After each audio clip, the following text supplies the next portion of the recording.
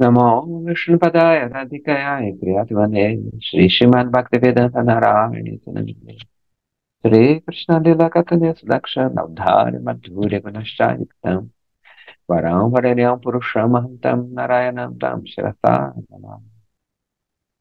Tridandina Bhakta Shiru Manisha Shri Krishna Padam Viritai Kariti Chaitanya Lilam Vitasar Taram Narayanam Tam Tasatam Prapadi Davavasmi Najvami Tvagina Iti Vanyayaraditvam Nayaman Jaranandikam Magranta Coração de Krishna que dei Pramodapuri Maharani que dei.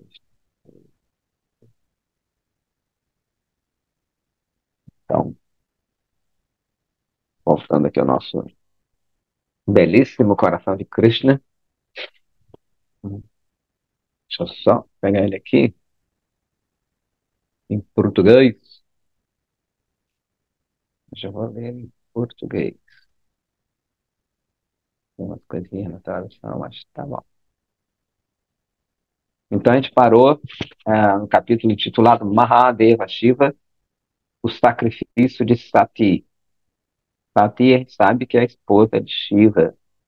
Sati quer dizer também aquela que é muito casta, né? Castíssima. Sati não olha para ninguém, a não ser Shiva. Shiva também não olha para ninguém, a não ser Sati. A não ser para Mohini, que é uma expansão de Krishna, que é interessante, né? Mohini, quando ela aparece numa lila de Krishna, né? Krishna, Vishnu, se expande nela. Mohini quer dizer aquela que é encantadora, encanta de morra, morra, encantar.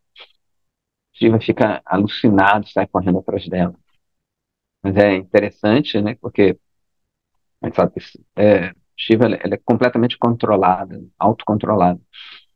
Ele só sai correndo atrás de Mohini porque é o próprio Vishnu, né? Então ele não se encanta com nada nesse mundo só por Vishnu.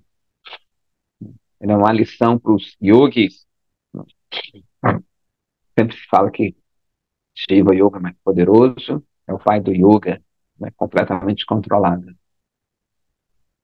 com a matéria. Mas ele se descontrola, ele enlouquece de amor por Krishna. Por isso que ele sai correndo atrás de Mohini. Então vamos lá. Mahadeva Shiva, o sacrifício de Sati. O rei Daksha insultou o mais elevado Vaishnava Shiva por não o convidar para o sacrifício real. Srimad Bhagavata, no 4, no quarto canto, conta essa história de como Vishnu, Deus Supremo, recusou-se a favorecer o sacrifício de Daksha. A devotada esposa de Shiva, Sati, não pôde recusar o convite porque ele era seu pai. Assim sendo, ela compareceu apesar da reprovação do marido. Então, o que é que acontece? Bem lá para trás, né, é, os grandes seres resolveram fazer um sacrifício. Daksha era filho de Brahma. É filho, né? Que está vivo ainda. Brahma. Então ele, Marit e outros fizeram um sacrifício, chamaram os deuses ígneos, né? Agnaia, os deuses do fogo também, por isso que a gente está falando aí do frio, do fogo.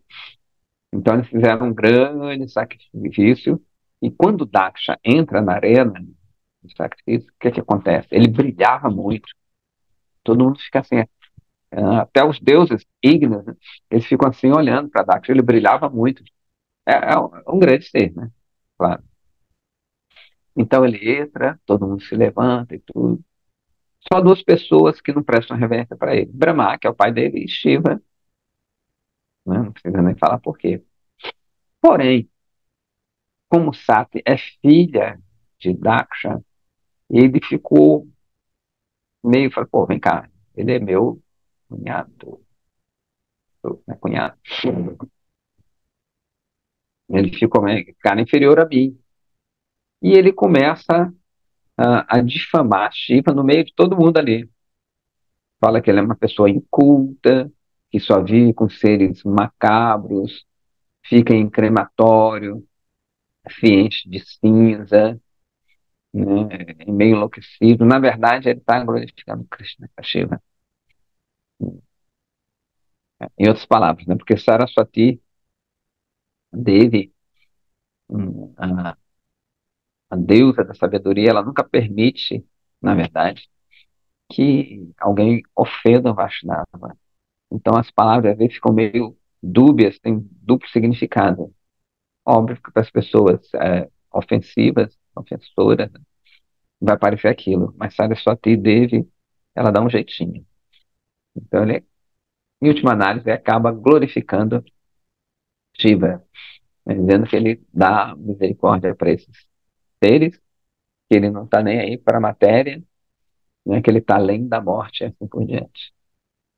Né, ele manda ver, e Nandishvara, que é um dos servos de Shiva, é o touro dele também, Nandi, às vezes é por uma forma meio humana, meio taurina, às vezes só touro, ofende ele também.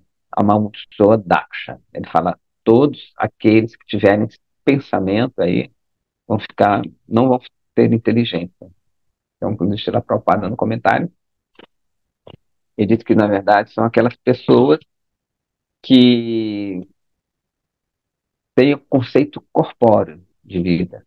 Ou seja, como Daksha. Daksha não estava vendo Shiva como o Mahadeva, estava vendo apenas como o marido da filha dele. Então, vamos lá. Na Assembleia, seu pai começou a difamar publicamente seu marido. Ela ficou profundamente pesarosa e pensou assim, por sentimentalismo, ignorei o aviso de meu marido e vim à casa de meu pai apenas para ser torturada ao ver um insulto contra um Vaishnava elevado. Na verdade, isso é uma segunda fase da Lila, né? Porque aquela primeira que eu falei, Daksha se retira, né? Depois Shiva se retira e ele continua o sacrifício, com Shiva ausente. Então, voltando aqui, né? Isso já é na segunda fase aqui da Lila, né? Como eu falei. E a vergonha recai sobre mim muitas vezes. Não sei o que fazer, continua Sati. Não posso continuar viva nesse corpo que foi concebido pelo meu pai irreverente. Eu o abandonarei e purificarei minha alma ao banhar-me na poeira dos pés de meu marido benevolente. Ela, então, dirigiu-se a seu pai Daksha. Meu senhor Shiva é querido por todas as entidades vivas. Ele ama todas. Não possui inimigos. Só você poderia se comportar de maneira tão indigna perante tal personalidade divina. A natureza de uma pessoa santa é relevar as falhas dos outros e apenas apreciar suas boas qualidades. Porém, uma pessoa invejosa como você vê mesmo as boas qualidades como sendo falhas. O Vaishnava Madhyama Adhikari discrimina adequadamente entre boas qualidades e más qualidades. Né? Madhyama Adhikari, lembrando, sempre que aquele Vaishnava intermediário. O Tamadikari, elevadíssimo, descobre a mínima qualidade e a glorifica como se tivesse, como se fosse uma grandeza, enquanto o tolo avilta uma grande personalidade que possui todas as qualidades divinas, né, que eles vão chamar de five faulters, six faulters, que ele possui, que procuram sempre falhas. Como ele vai falar aqui, a natureza dos procuradores de defeitos alheios é de apenas fazer isso, né?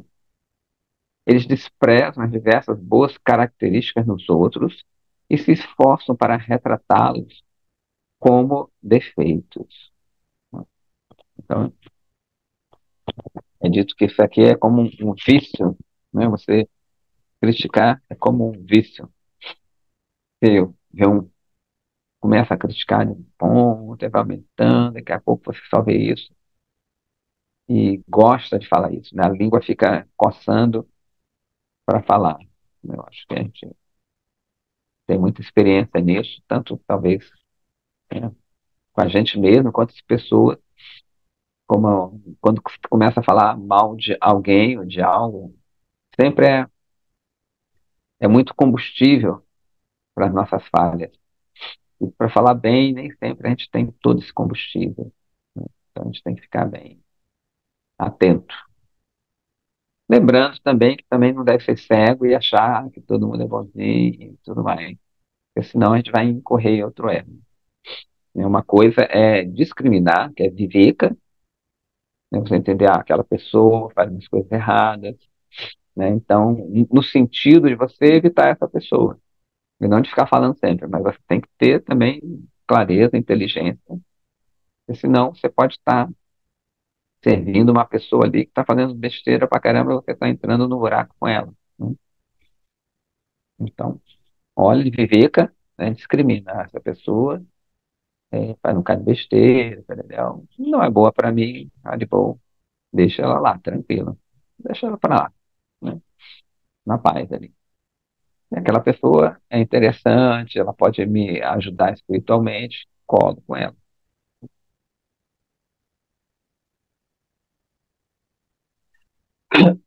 Aí ele fala aqui, as, ele botou as famílias, as formigas buscam por pequenos buracos e danificam mesmo um belo templo ornado de joias.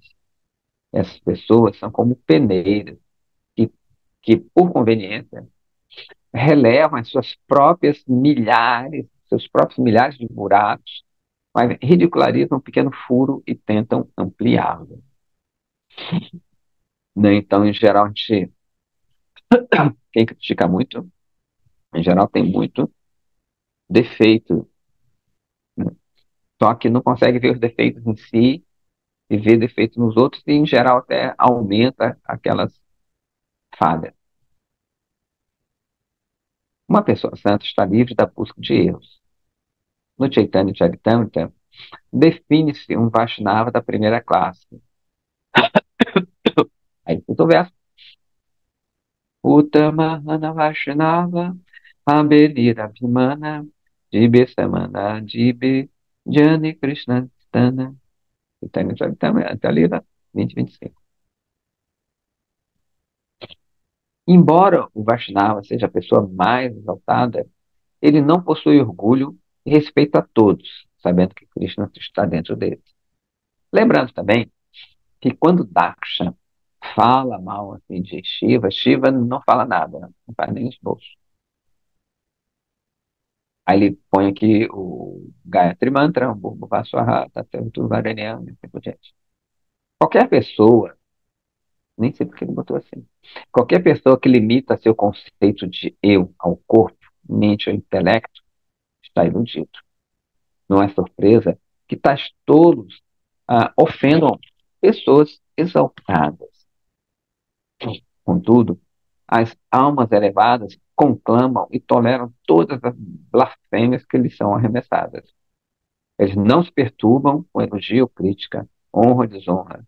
Embora seus seguidores, que são como partículas de pólen agarradas aos seus pés locos, nunca toleram insulto contra eles e desejam destruir os ofensores. Então, por isso que fala que ah, Krishna tolera, né, o Vaishnava tolera, ou Krishna tolera as ofensas, porém, a poeira dos seus pés de lótus não tolera. Então, ele está aqui justamente falando que essa poeira, né, são as pessoas que o seguem, são seus discípulos. Então, no caso aqui de Shiva, Nandishvara, ou Nandi, desculpa, Nandishvara é o nome de Shiva. Nandi, estou lendo outra coisa aqui também, eu estou tentando acompanhar com o Srimad Bhagavatam, que tem alguns detalhes que são bem interessantes. Então, ele fala, né, o Nandi, que é o servo de Shiva, ele não tolera e por isso amaldiçoa Daksha. As duas sílabas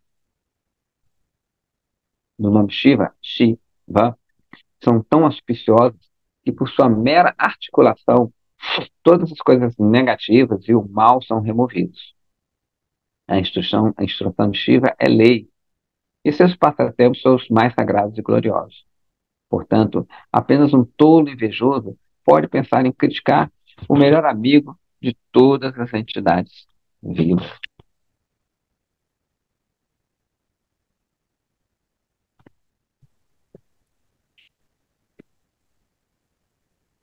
Ah, Daksha respondeu assim: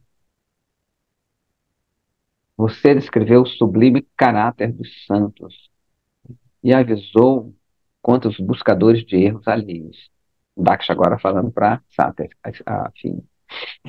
Mas o que você diz sobre mim? Eu sou um Brahmana, mesmo como um progenitor do Prajapati, eu sou adorado por todos. Eu sou seu pai e devo ser muito respeitado por você, minha filha.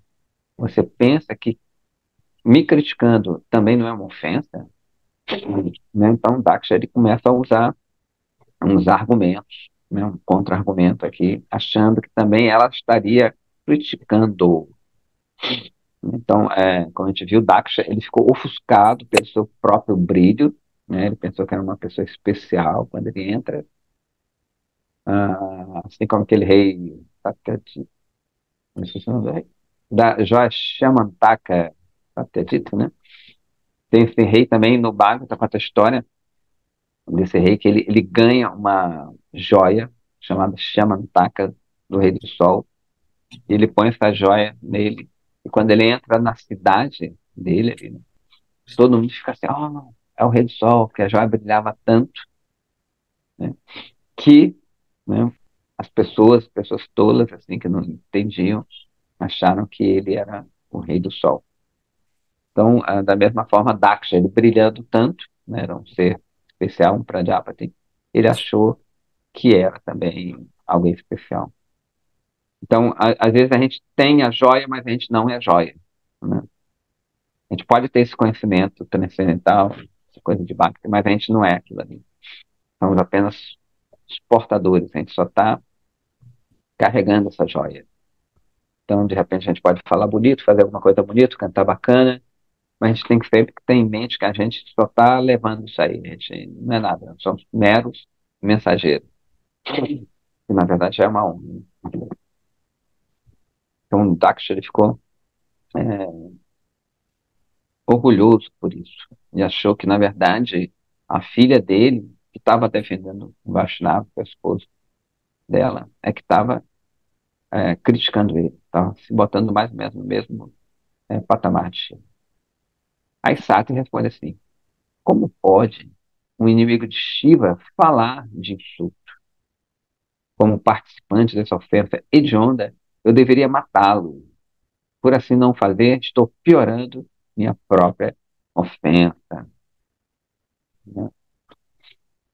Ah, inclusive, Nandi, quando ele amaldiçoa Daksha, ele fala que aquelas pessoas que ofendem Shiva, elas vão se perder no floreado dos Vedas, né? Naquele entremeado de outras instruções que não são as mais profundas nos Vedas.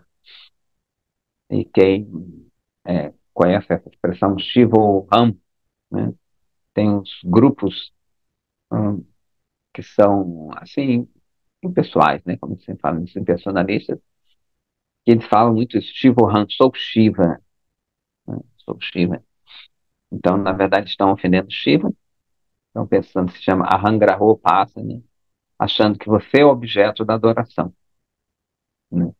Então, eles se perdem, né, no floreado dos Vedas, naquelas instruções que são ramificações ali dos Vedas, mas não vão levar à meta, né? Vedascha Sarasvai Eva Vedyoha.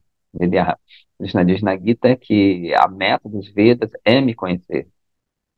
Mas nos Vedas a gente vai ver que tem partes de conhecimentos ocultos, né, do universo, coisas místicas, assim em diante, que a pessoa pode se perder nesse floreado, como ele fala, né?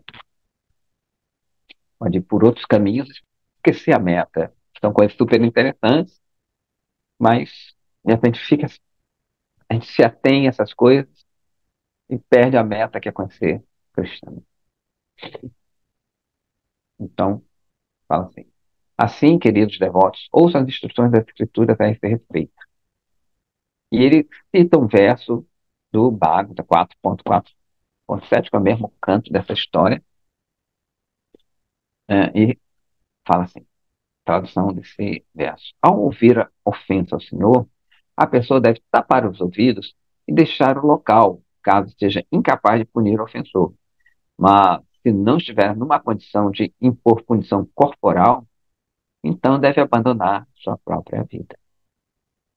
No seu comentário a esse shloka, esse verso, Shila Vishwanath Chakravarti escreve assim, entre aspas, na Índia antiga, né, o Kshatriya Dharma, ou seja, o dever do guerreiro, ou os direitos e responsabilidades da classe militar, rezava que o Kshatriya fosse dotado de poder para punir os ofensores. As outras classes de sociedade védica, Brahman, Vaishya e Shudra, não era permitido impor castigos físicos. Assim, os baixos, os comerciantes, os trabalhadores, os Shudras, como reação por ouvir ofensa, devem abandonar suas vidas. Não é direito para um Brahmana deixar sua vida. Assim, ele cobrirá suas orelhas, cantará os nomes de Vishnu e deixará a companhia dos ofensores, sentindo-se profundamente entristecido. Então, é bem interessante isso aqui, né? Hoje em dia a gente não faz isso, né? Se você ouve uma ofensa, né, os Vaishyas e Shudras abandonariam o corpo, mas isso é muito radical hoje em dia, né? Imagina se você quisesse acabar com essa classe, era você ofender todo mundo e houver um suicídio em massa. E os Brahmanes, né? Os Brahmanes são interessantes, porque eles são a própria boca de Vishnu, né, por onde Vishnu fala. Eles não têm esse direito de se matarem, né, por qualquer coisa, assim, eles não têm esse direito. Então, vamos lá. Uma vez que os Vaishnavas são ao menos iguais aos Brahmanas, pelo menos iguais aos Brahmanas, eles devem seguir o código bramânico. Srila Jiva Goswami escreveu em seu Bhakti Sandarbha, no contexto de Sadhu Ninda, que é ofensas sadhus, né? Que é o primeiro dos Namaparada. Aí, entre aspas, mesmo o ouvir de Vaishnava Ninda é danoso. O mesmo você ouvir sobre a ofensa, né? Você nem ofendeu, mas você ouviu. Então, no Bhagavatam 11.7440, fala assim, Indam Bhagavata Srinuam Tatparasya Janaseva Tato Napaiti Iyasopiyati Yad Sukritat Chuttaha. Qualquer pessoa que, ao ouvir ofensa contra o Senhor Supremo ou ao seu devoto, não deixe lugar profano, está comprometida com a ofensa e perde todo o seu mérito espiritual. Sukriti. Então, o ideal é abandonar o local, né? Pra não ficar na companhia dessa pessoa, viu? Besteira, bora, tranquilo, né? Não fica ali, não tenta é, contra-atacar a pessoa, que de repente ela fica mais irritada e ofende mais, a gente ouve mais, a gente vai ficar irritado e não vai dar em nada. Então, vai de boa, vá embora. As instruções para deixar o local da ofensa é unicamente dirigida àqueles que são fracos. Os que são fortes e poderosos devem retaliar. Srila Bhaktivinoda Saraswati Prabhupada Thakura escreve em seu significado ao Bhagavata 4.4.17. Os Brahmanas são os gurus de toda a sociedade Varnashram. O Guru Brahmana é o Acharya Vaishnava, ou mentor espiritual e protetor da teologia Vaishnava. Ao primeiro sinal de blasfêmia contra o Acharya, deve-se deixar o local. Se a pessoa não está numa posição apropriada para impor punição corporal, ela deve abandonar o seu corpo sentindo angústia insuportável e vergonha. Então, ele está falando aqui que é bem forte essa instrução, né? Mas Ah, acho que não cabe muito. Não cabe. Srila Bhaktivedanta Saraswati Prabhupada diz que não apenas a companhia dos Vaishnava Aparadi, ou seja, os ofensores Vaishnava, deve ser estritamente evitada, mas também os companheiros dessas pessoas ofensivas. E também lembrando que Vaishnava não é só da gente, tá? Pessoas santas, até forem realmente santos de outras linhagens, e também não deve ficar ouvindo, né? Tem pessoas santas de outros segmentos religiosos que são realmente santas, também não deve, não é só, né? Vaishnava é um termo muito mais amplo. Sati, a exaltada esposa do maior dos Vaishnavas, o Senhor Shiva, continua, aspas, e não posso manter a vida nesse corpo podre, nascido de sua semente. Se você, por engano, bebe veneno, os médicos recomendam vômito. Meu corpo envenenado precisa ser rejeitado e queimado. Você é tão infame e eu estou tão envergonhada de ser sua filha. Meu marido me chama de Dakshayani, ou seja, a filha de Daksha.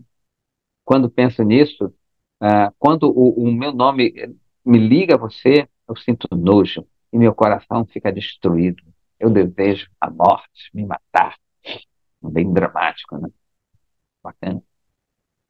Por isso que Sati é a mais a casta das mulheres, que eles chamam. Ela não, além do seu, não só por ser seu marido, mas por ser também um Vaishnava.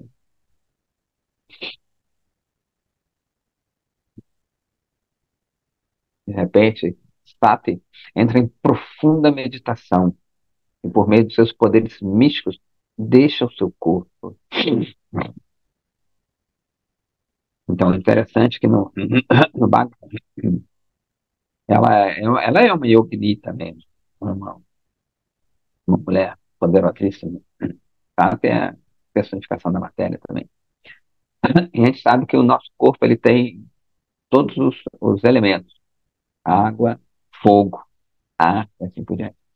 Então, diz que ela invoca ah, o fogo, né? Ou seja, esses yogas eles sabem que esse corpo é feito desses elementos, eles concentram, ela se concentra no fogo, aumenta aquele elemento e ela pega fogo.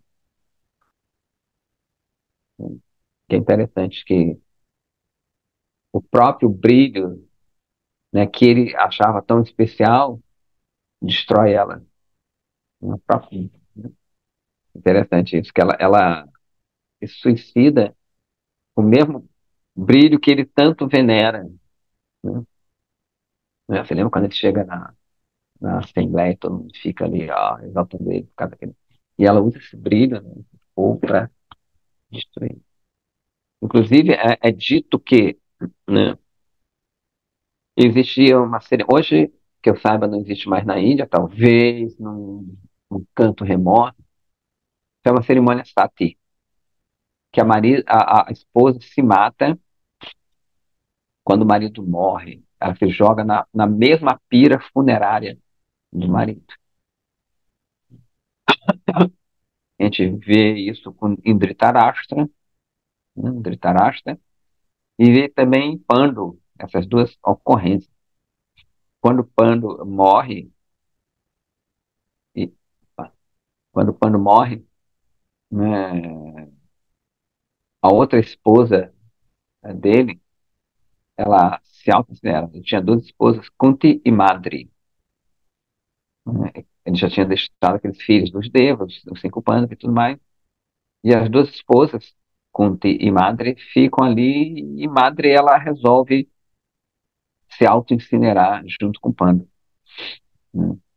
Kunti fica por causa dos filhos. Então, é dito que a esposa, muitas vezes, se não tem filhos, ela, muito apegada ao marido, ela se auto-incinera. Né? Ela usa a mesma pira em que é queimado o corpo do marido. Mas isso é voluntário, completamente voluntário. Só que na Índia, mais ou menos no Império, quando os britânicos entraram, né, ao povo doido, fanático, muitas mulheres não queriam. E o pessoal começou a empurrar as mulheres pro fogo. Uma loucura isso, né? Então os ingleses fizeram uma coisa boa também ali. Tu vê que, né, tudo que Krishna faz é bom de um jeito ou de outro.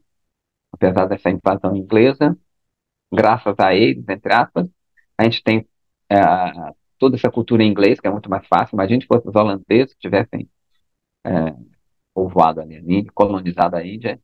Tinha muita obra em holandês que tinha passado para o inglês, que tinha passado para o português, pelo menos do inglês direto para o português.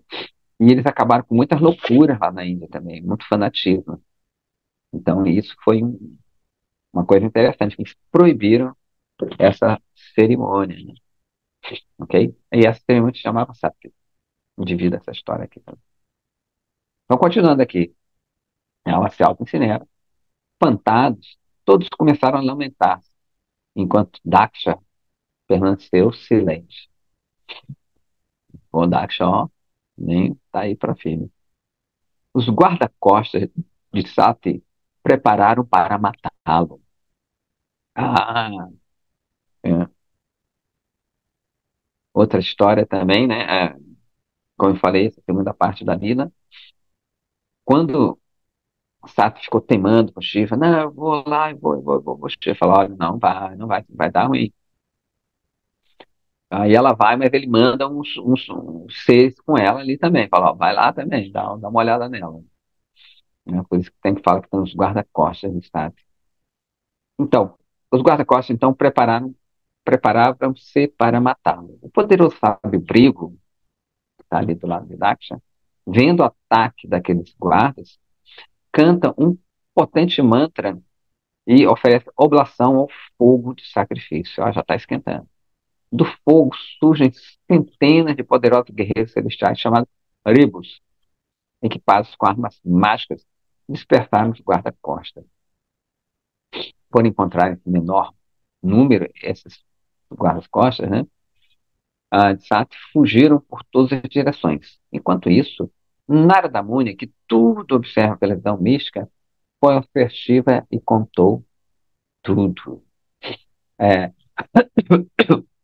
isso está acontecendo, quem está contando isso mesmo?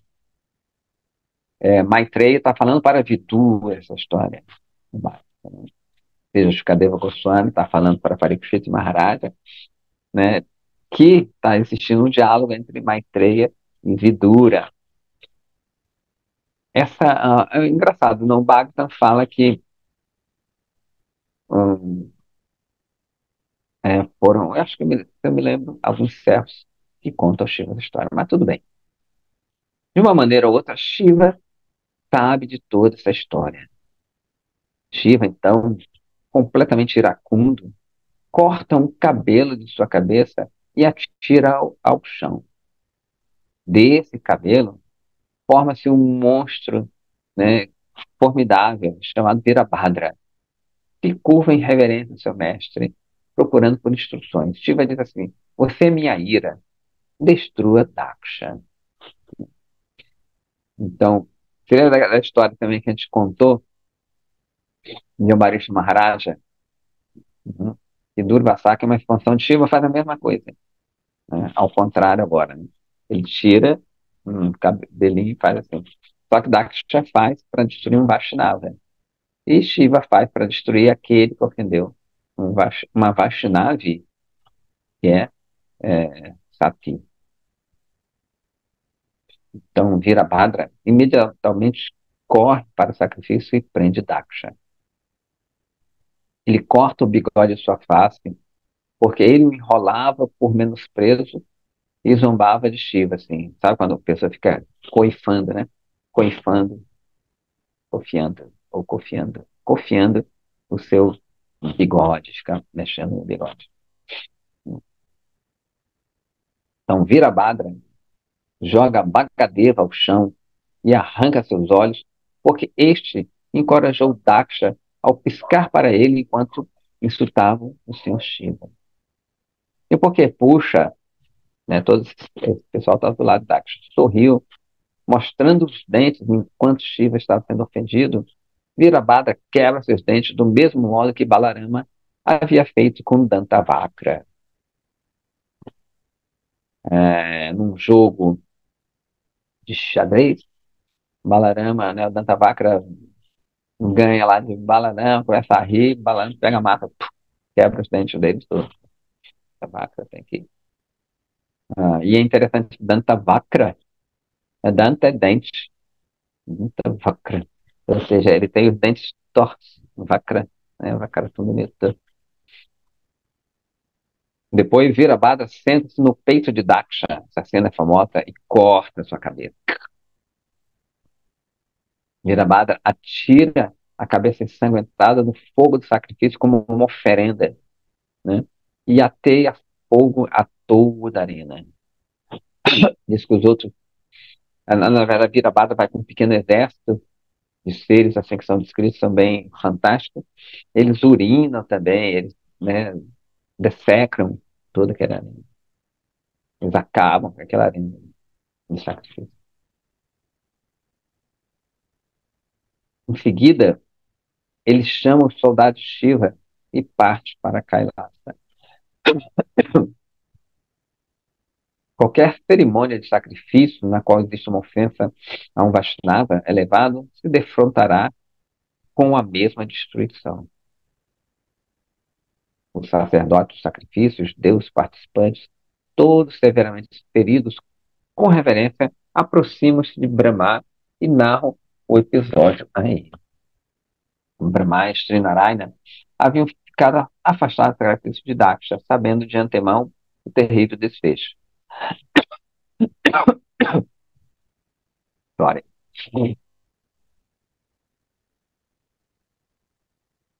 Brahma pacientemente ouviu suas súplicas e também, de forma muito calma, recomendou assim: aqueles que difamaram, uma poderosa personalidade, desejam viver em paz, se deparam com uma vida extremamente inauspiciosa.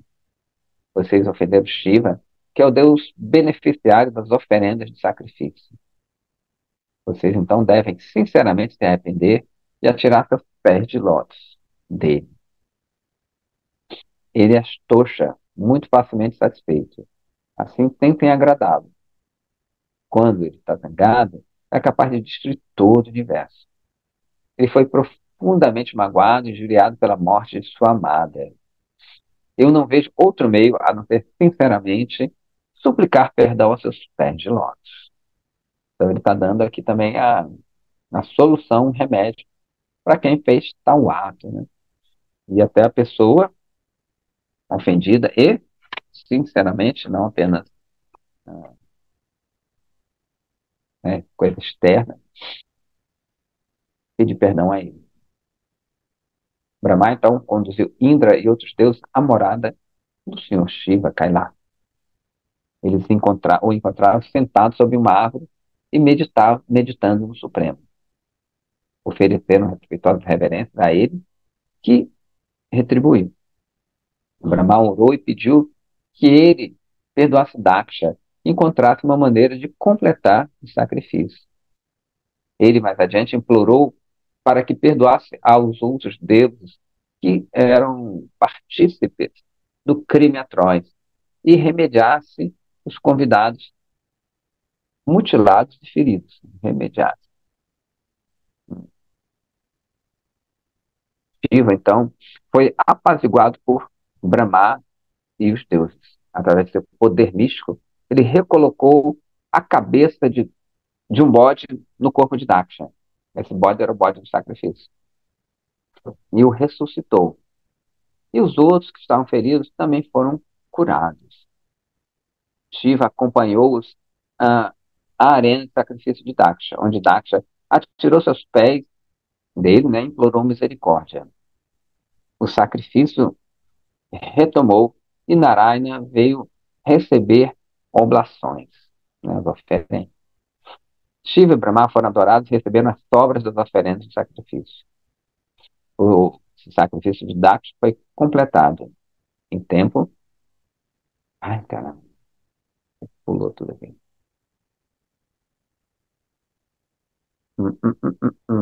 Em tempo, Tata reencarnou como Parvati a filha de Menaka e Himalaia, e outra vez casou-se com Shiva.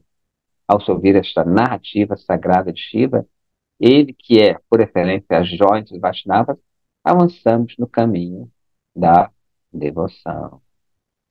Né? Então, isso aí vai é, resultar, né, em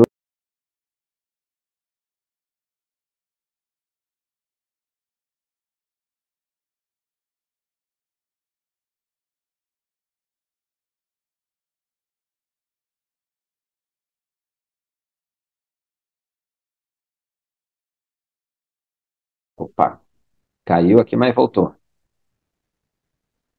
Né? Então, né, acaba aqui esse capítulo. Deixa eu só ver aqui, porque está em português. Eu tinha que arrumar esse livro mesmo. Deixa eu ver esse negócio, esse livro.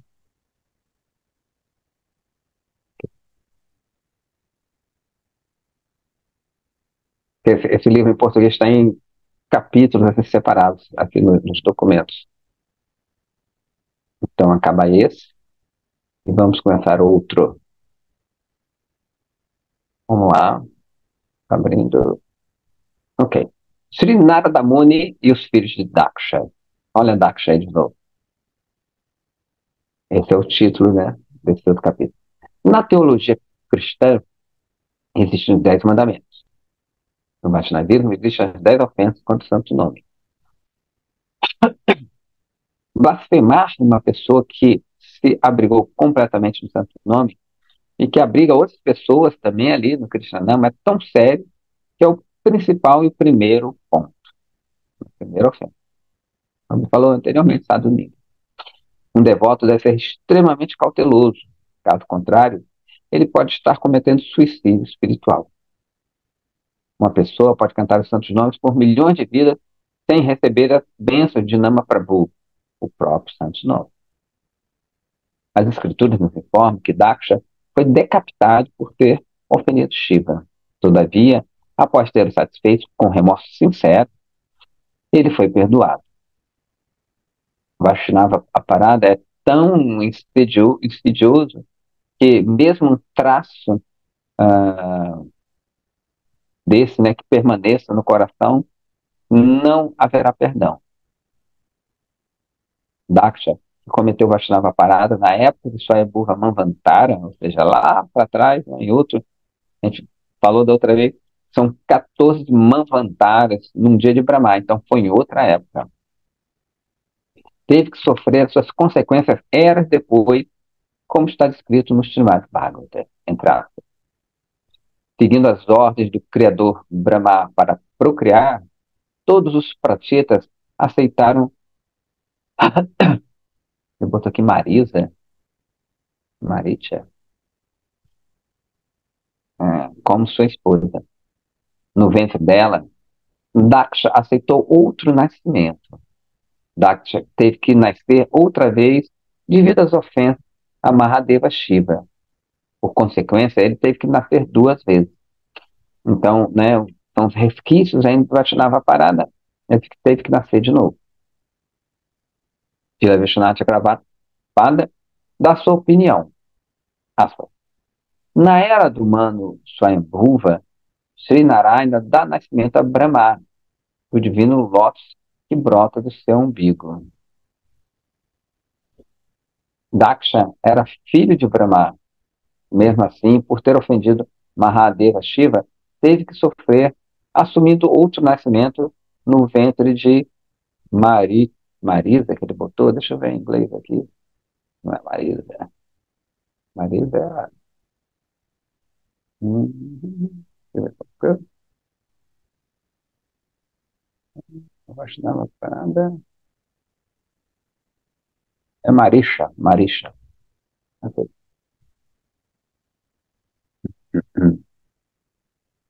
Chá.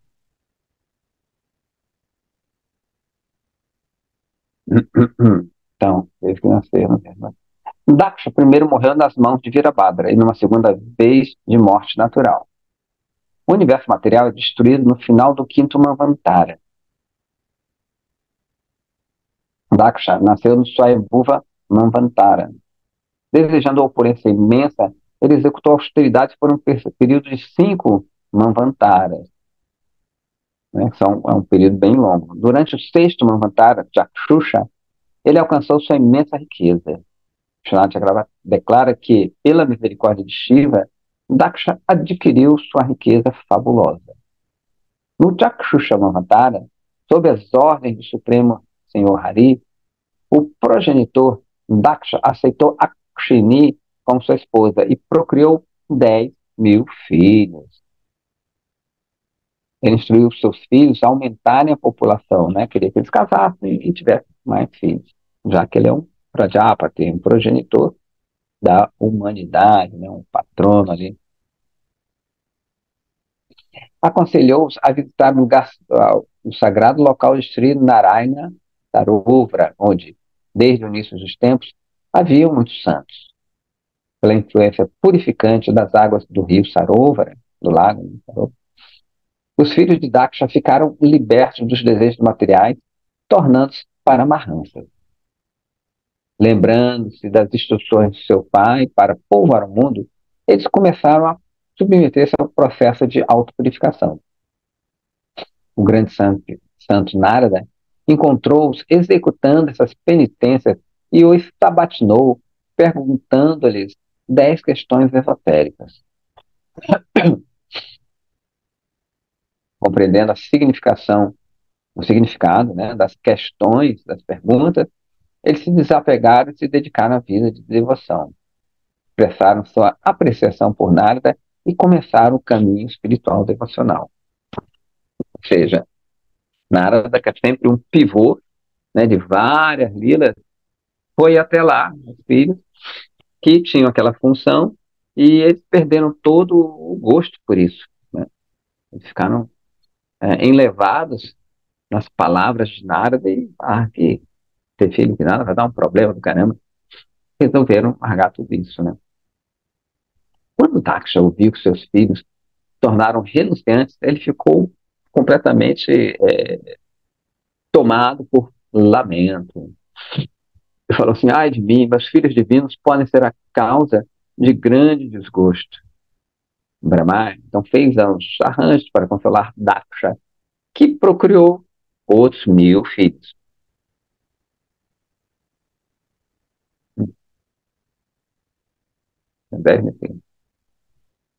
Daksha deu a mesma instrução para aumentar a população.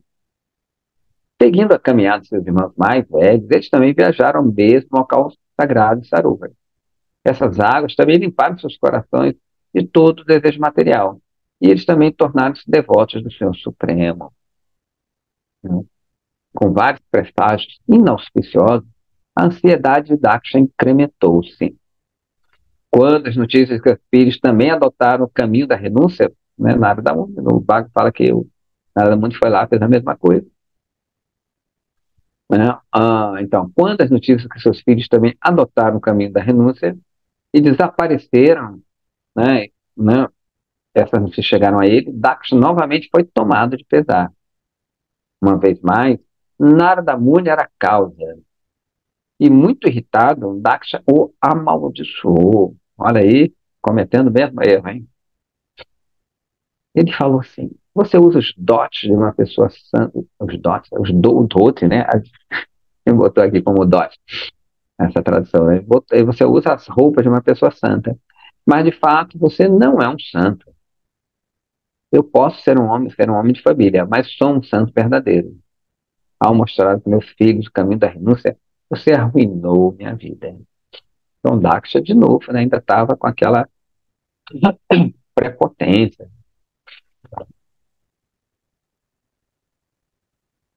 Você fez com que eu perdesse meus filhos de uma vez, né? E agora fez isso de novo. Você não sabe como lidar adequadamente com as pessoas. Assim, você deve continuar a viagem por todo o universo, mas eu o amaldiçoo a nunca ter um lar, né? Em qualquer parte. Então, diz que Já ouvi uma história que Daksha amaldiçoa a Narada Muni, na verdade é uma bênção, a não ficar no lar de alguém mais tempo do que você ordenha uma vaca. Na verdade, Narada Muni acha isso uma bênção, que ele fala, então não vou mais vai pegar nada, vou ficar sempre viajando.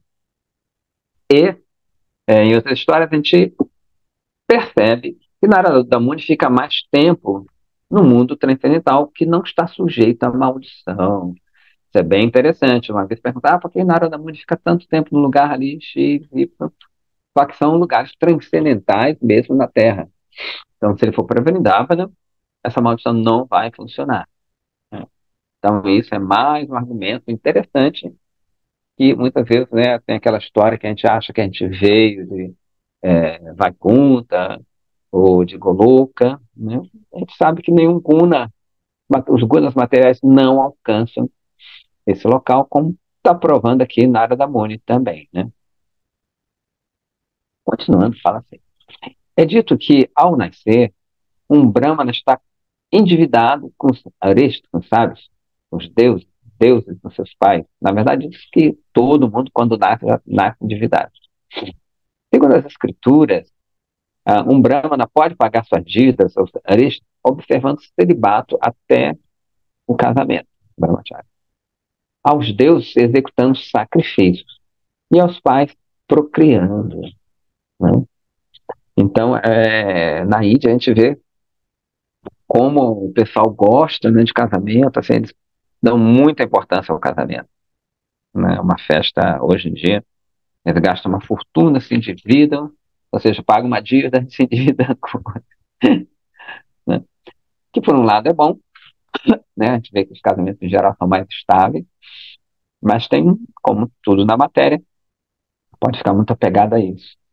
Como a gente falou outro dia, às vezes a gente pensa que na Índia toda a família quer que o filho seja um renunciado, ao contrário, a maioria das famílias quer que o filho case e tenha filhos, dê a continuidade àquela linhagem, né? Ok? Então vamos lá. Daksha argumentou que seus filhos não tinham ainda pago seu débito e não eram ainda elegíveis para a renúncia. Ele sentiu que as instituições de Narada tornaram seus filhos apáticos à vida familiar, desqualificando, desqualificando-os, assim, a receber as bênçãos nesta vida e nas próximas. Ver como uma mentalidade bem materialista, bem de karma, de Daksha, né? Mais adiante, Daksha sentiu que Narada confundiu suas mentes imaturas. Ele disse a Narada que sua companhia com seu Supremo era uma mancha na reputação do Senhor. Narada, que é respeitado por todas as pessoas santas, respondeu à maldição de Daksha indiferentemente, sem protestar. Se uma pessoa aceita uma maldição e permite que ela se efetue, muito embora seja capaz de contra-atacá-la, então essa tolerância é o suficiente para afastar a pessoa que o amaldiçoou. A verdade é que, para aqueles que estão atolados no materialismo, o ponto de vista de Daksha realmente tinha significado, enquanto os ensinamentos de Narada sobre devoção pura estavam fora do alcance. E isso conduz a Vaishnava à parada. Então, às vezes a pessoa quer que o filho, né, a filha, se torne um Vaishnava, renuncie tudo. Fala, tá maluco, cara, isso é loucura, né? A pessoa tem que trabalhar, tem que levar essa vida que eu estou levando, né? É óbvio que existe um bom senso ah, de pessoas que não têm essa natureza de realmente renunciarem completamente. Mas isso também vale em outra instância, a pessoa que quer se dedicar à vida espiritual, mesmo estando casado e assim por diante, né? É uma Daksha bem atual, né? As pessoas às vezes têm esse argumento, tem que ter um pouco da matéria, um pouco do espírito, né? Porque eles não conhecem ainda que você pode viver na matéria se dedicando bastante, né, à vida espiritual, como no caso que está de Bhaktivinoda Thakura. Ele tinha, sempre que são 11 ou 13, acho que são 13 filhos que ele tinha, e se dedicava a vida espiritual, né? Óbvio que o Bhaktivinoda não está curando, está em outro nível, mas a gente deve se espelhar nas pessoas. Infelizmente, o nosso ambiente ele não é muito propício a isso, né? A gente está no Ocidente, esse tipo de, essa teologia não é vigente aqui, outra teologia que é diferente. Mas a gente tem que sempre lembrar que, primeiramente, somos devotos e depois somos pais, filhos, né, trabalhadores X, Y. A gente tem que procurar, dentro dos nossos limites, sempre ter essa prioridade. Né? Tudo bem? Um bom senso, sempre com um bom senso, o bom senso baseado no Shastra, né? Não é um bom senso que eu inventei, o fulano inventou, e assim por diante. Então, continuando. Enquanto Daksha lamentava a perda de seus filhos, sendo consolado e incentivado por Brahma, temendo que ele pudesse ficar sem filhos, procriou 60 filhas que eram muito devotadas ao seu pai. Todas elas casaram e seus filhos e netos povoaram o universo. Ou seja, Daksha teve muito filho, né? É um progenitor, faz parte. Vaishnava Parada é, destrói severamente o progresso espiritual da pessoa. Quando Daksha ofendeu o seu Shiva, embora depois implorasse perdão, seu coração estava frio.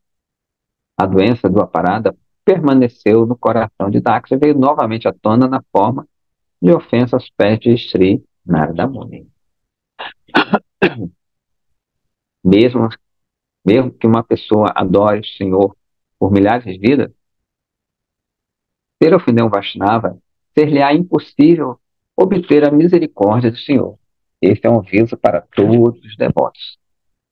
Bhaktivedanta Saraswati Prabhupada escreve em seu comentário Gaudiya Bhasha, aspas, o Senhor Supremo Krishna manifesta-se no mundo material de 4 formas: Vaishnava, Tulasi, Ganga e Srimad Bhagavatam. São as 4 expansões divinas do Senhor, Prakasha e Graha. Então, Vaishnava, Tulasi, Ganga, Gigante e o Bhagavatam. Embora possam não parecer divinos, não são diferentes da divindade, sendo assim dignos de adoração. Em geral, as pessoas pensam que a forma da deidade do Senhor é digna de adoração após ter sido formalmente instalada. Legal. Prana Pratishtha. Contudo, isso não se aplica aos Vaishnavas, a Tulasi Devi, Ganga Devi e a Srimad Bhagavatam. Então, né, a gente pode adorar direto, não precisa instalar nada, nem Bhagavatam, nem Tulasi, nem Ganga.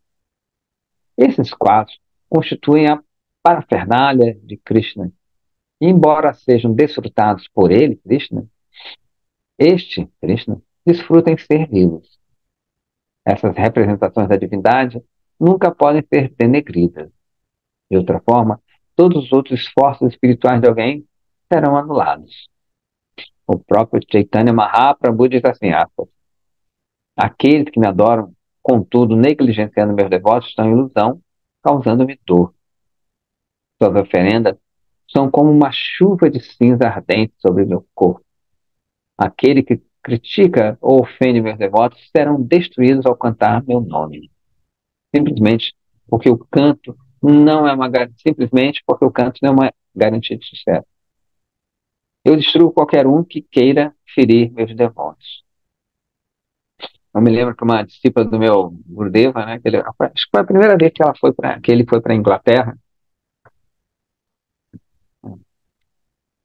coisa assim, ele dá uma peça de roupa que ele tinha para ela. Né? Ele fica assim, né? É muito costume, né? Eles dão presente para o mestre usa tudo aquilo ali, né? O Gurudev, me lembro que ele tinha uma mala cheia daqueles croques alaranjados. Teve uma época que todo mundo dava croque para ele. Aí tinha uma mala. Aí ele dava para todo mundo. Então essa moça, ela pegou uma roupa chanchada, era naquele ano, e guardou, ficou com o maior preço. Aí ela teve uma reflexão bem interessante. Ela falou, poxa, eu tenho tanto apreço por uma propriedade que, vamos botar assim, né, ela é morta, que o Gurudeva usou, e às vezes eu não tenho tanto respeito que eu tenho por esse pano quanto tenho por os Vaishnavas, que são propriedade viva de meu Gurudeva. Uma reflexão bem interessante. Então, às vezes, recebe uma guirlanda, uma coisa, a gente tem uma reverência. Não, não põe aqui, não põe no chão. Não faz isso, não faz aquilo. Recebe alguma coisa da deidade que usou, uma roupinha. A gente, não, não, tá. Mas, às vezes, ao discípulo, a gente não tem toda essa reverência, todo esse cuidado. Então, achei bem interessante essa reflexão dessa moça. Vamos lá. Mesmo tratando-se de um sannyasi, se este ofender um devoto elevado, ele vai cair.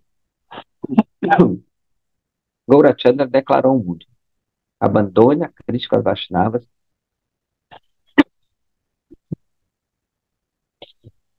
ah, e abrigue-se no Krishna Nama.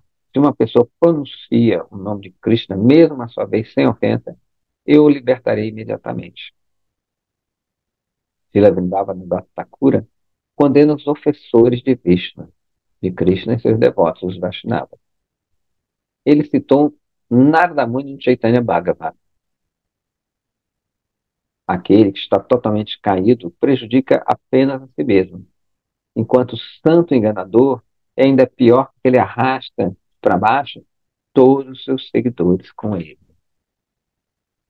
Os enganadores usurpam os assentos, usurpam os assentos, ele botou com C, dos santos. Eles encaminham a população em geral em nome da religião.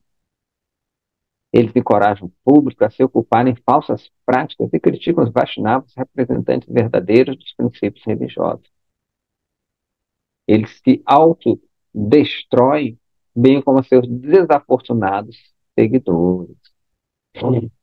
Pessoas descuidadas agrupam-se para ouvir as instruções espirituais desses impostores, mas acabam por ouvir seus insultos contra as pessoas santas. Por acreditar em tais ensinamentos, os seguidores dos falsos gurus pavimentam seu caminho para o inferno. Vrindavana Data diz assim: as pessoas ouvem com ansiedade as instruções espirituais de homens que pensam tratar-se de pessoas santas apenas pela aparência externa. Ao invés de instruções espirituais, houve-se críticas dirigidas contra os santos verdadeiros. E devido a esta ofensa, mergulham profundamente no abismo. Então, no geral, a gente fica mais preocupado com a aparência, né? Os poderes, as máscaras, os colares. Né? Em geral, nos fascinamos mais com a parte externa e a gente quer ficar assim, nublado, a gente esquece de ouvir o que a pessoa está falando. A Prabhupada já dizia que, né, a gente conhece um tolo quando ele abre a boca.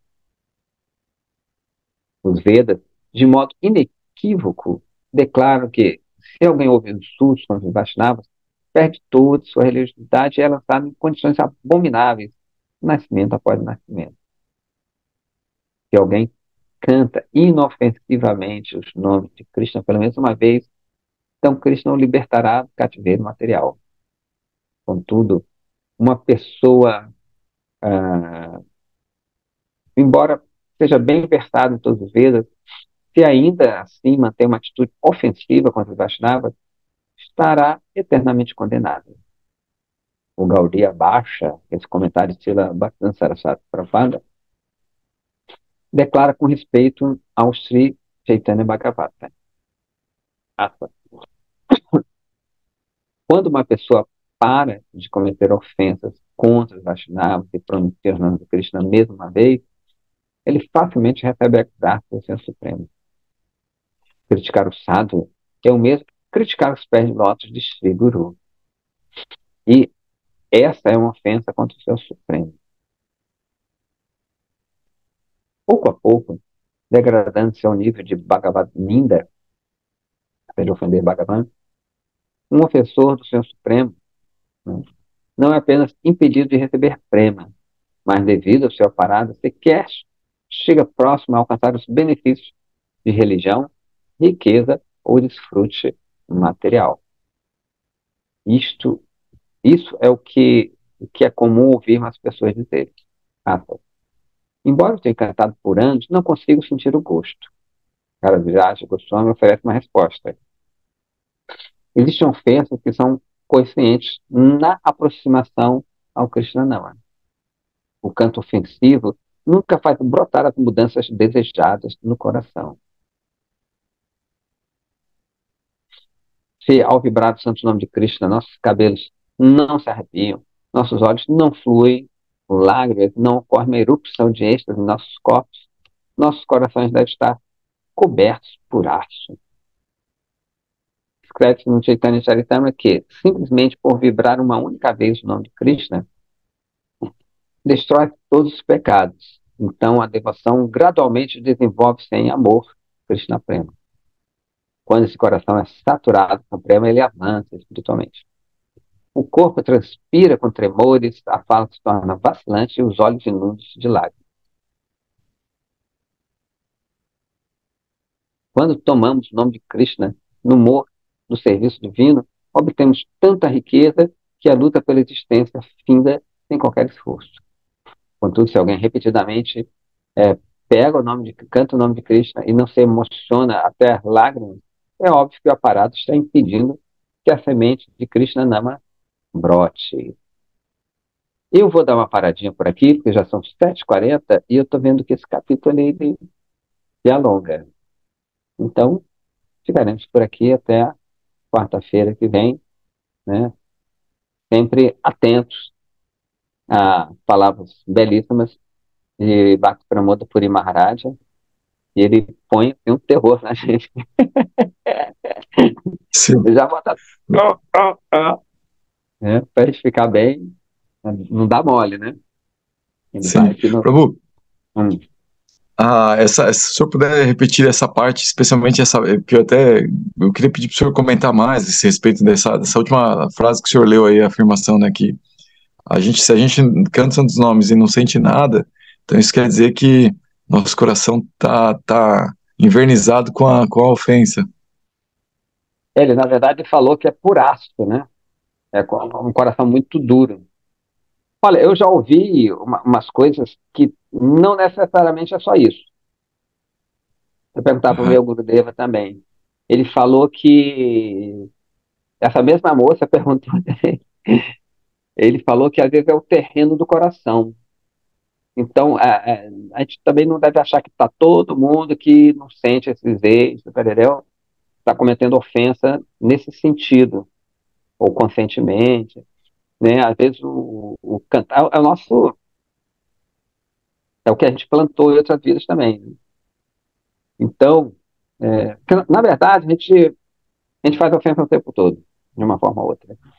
Seja cantar desatento, ou desprezar um pouquinho os Vaishnavas. Não necessariamente assim, vou amaldiçoar fulano, falei que o cara é mal patife, nem nada. Mas às vezes a gente desrespeita, né? Não tem os Vaishnavas. Eu, às vezes você vê um Vaishnava, aquele cara, pô, a problemática, eu não quero nem falar com ele, eu passo assim batido, né? E isso é uma ofensa, você vê um Vaishnava e não recepcioná-lo, né? Você desviar, não quero que ele nem me veja aqui. Infelizmente já fiz. Eu falei, nossa, essa pessoa é meio problemática também, né? Você não ter a alegria de ver um Vaishnava, né? Então a gente não está ainda nesse nível, né, de ver todos os Vaishnavas. Então, de uma forma ou outra, a gente faz essas pequenas ofensas que eles dizem que são destruídas com o próprio cantar do santo nome, né? Não é uma coisa super, como, né, Daksha, ele manda ver mesmo, né? Então, de uma forma ou outra, né? E meu Gurudev fala que é o terreno do coração. Quando essa moça perguntou, ela fala, eu não estou sentindo gosto, depois de anos assim, cantando, eu não estou sentindo gosto ainda. E ele fala que são os altos e baixos da nossa vida também. Então, é interessante também, eu acho, a gente não ficar nesse temor nessa coisa tão, né, ficar atento, mas não desesperado. Tudo é ofensa, tudo é ofensa. Né? Eu conheço devoto que tudo é ofensa. Não, tudo é ofensa, tudo é ofensa. Não pode falar nada. Então, né? Você não pode, às vezes, até prevenir. Né? Um exemplo, né? Teve um conhecido meu que ele, ele, ele vende coisas da Índia, pererel, e deu para um devoto lá. Agora, esse devoto, né, já tinha um passado meio de dar voltas, né? Era um devoto, vive dando volta nos outros. Aí eu avisei para ele, falou, ó, irmão, esse devoto aí, né? Não é confiança não, né? Então, isso eu estou prevenindo um devoto.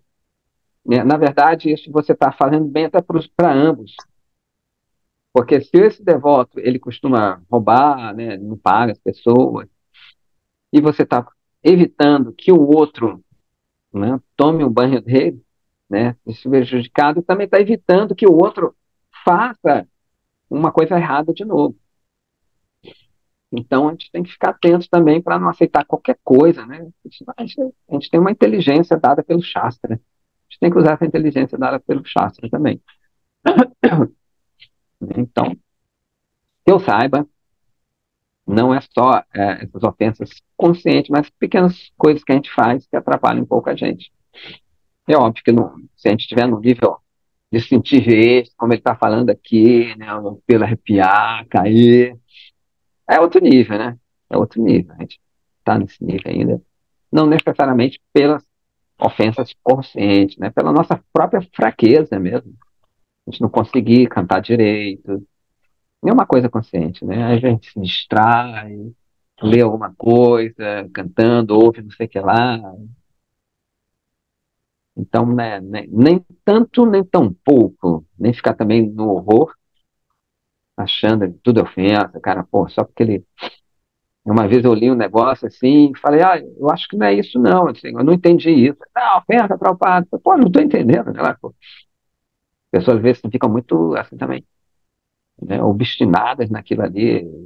É que nem tudo é o demônio, né? Tem uns segmentos ali, tudo é o demônio, o demônio, o demônio. Devota é tudo fantasma, tudo é fantasma. Não, foi fantasma, fantasma, fantasma, fantasma. É assim também, pô, né? Tem as coisas, né? Você tem que ter, como a gente falou, né? Inteligência para discernir as suas companhias, né? Porque uma pessoa é um guru, digamos, ele assume o papel de guru. Mas você vê que ele faz um bocado de coisa errada. Para que eu vou ficar ali? Né? Não vou ofender a pessoa, mas não vou ficar ali, não vou corroborar com aquilo ali. Vou no meu caminho, fico na paz, vou procurar meu caminho ali, deixa outro quem quiser, tudo bem, né? Às vezes até você avisar, as pessoas não entendem, falam, olha, o fulano faz isso. As pessoas não, eu falei, pô, falando que eu vi, né? Então, mas é melhor não falar nada, pela minha experiência, é melhor não falar nada, deixa, porque daqui a pouco as pessoas aumentam as coisas e, né, você às vezes até queria ajudar e tudo não dá certo. É melhor seguir seu caminho. A gente está numa posição muito baixa, qualquer coisa que a gente fale, ninguém aceita, né? As pessoas, como diz na Gita, se você for um grande Vaishnava, né, seja em termos de dinheiro, alguma coisa, as pessoas acatam mais. Tudo que a gente está embaixo fala, é melhor que a gente está embaixo ficar calado e aceitar isso aí. Dona Mãe Mandiaré, diga. Reverência, dia. Haribo. Quando, por exemplo, a pessoa ela faz isso, assim, de ficar muito preocupada com as ofensas, isso também não seria ego também? Não seria uma coisa meio egóica também, sabe? De ficar prestando atenção muito numa coisa e não ver o todo, não sei, uma pergunta, né? É, em geral, essa é uma característica das pessoas fanáticas, né? Eu reparo muito que as Sim. pessoas são muito fanáticas, Hum, e se elas não mudam, elas não duram muito, não. Pelo menos, é a minha experiência aí, esses anos aí. Eu vejo que a pessoa ou muda e continua, ou vai embora, né? Porque ela só é, fica vendo ofensa em tudo, ofensa em tudo. Então, ela medita na ofensa. Você tem que meditar em Krishna, né? Krishna Nama. Você fica meditando em ofensa, que nem, como eu falei dos outros segmentos. Você só fala do demônio, demônio, demônio. Você está meditando no demônio, está adorando o demônio. né? Está sendo enganado pelo próprio demônio. Não que ele exista nesse sentido, mas você fica naquilo ali, né? Ou tudo é fé, tudo errado, né? Não é essa meditação, né? A gente não é ofensa dácia, servo de a parada dácia. Tem que ser Guru Dasa, Krishna Dasa, né? Então, em geral, essa pessoa, ela tem a mente meio voltada a chafalhar nos outros. Como ele estava falando, né? O que a gente critica muito, em geral, a gente tem, né? Que é a projeção junguiana. Até os psicólogos falam isso, né? Você só vê aquilo ali, é porque aquilo ali também está dentro de você. Uma coisa é você discernir, né? Viu, não, o cara ofendeu. Não vou ficar na companhia daquela pessoa. Pronto, acabou. Tem que carregar aquilo ali. Não tem aquela história dos dois monges que estavam caminhando, um mais novo e outro mais velho, mais maduro, e chega num rio ali e tem uma moça. Ambos são celibatários. E tem uma moça que quer atravessar o rio e não pode. Aí o mais velho ajuda essa moça a atravessar o rio. O mais novo não quer nem tocar nela. O mais velho ajuda, atravessa a moça, deixa ela do lado do rio e os dois seguem o caminho. Aí passam uns dias e o mais novo fica perturbado com aquilo. Nossa, ele tocou na mulher. E, uns 2 dias depois ele fala, olha, não estou aguentando mais. Por que que você tocou naquela mulher ali? Nós somos renunciados. Pererel falou pra caramba. Aí o mais velho fala assim, olha, eu carreguei ela, né, atravessei ela no rio, deixei ela lá atrás. Você está carregando ela até agora, cara, né? Então, tem isso, né?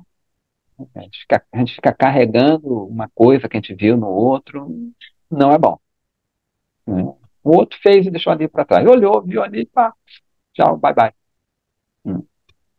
Ele não estava apegado àquilo ali. O outro estava mentalmente apegado àquilo ali. Essa história é bem interessante sobre esse ponto aí. Não sei se eu respondi a ambas as perguntas, né? Então, Respondeu sim para. Me lembrei até de Jesus com Maria Madalena, né? Quando ele exatamente. vai, perdoa, fala para ela, vai e não peque mais, quer dizer, não olha para trás, né? Vai em frente. Deixa pra lá. Que fez, fez. Não tem como mudar aquilo ali, né? Aquilo ali não tem como mudar. Sim. Então, a Muito gente ficar obrigada. carregando nada, eu que agradeço. A gente ficar levando com a gente essas coisas não é interessante. É um atraso para a nossa vida espiritual e para quem está no nosso entorno. É isso? Tranquilo? Haribo, Deixa bom eu virar. dia. Muito obrigado, Bruno. Eu que agradeço. Hare Krishna. Jai, Bhakti Pramod Puri Obrigada. Maharaj. Hare Krishna. Hare Krishna. Radhe, Radhe.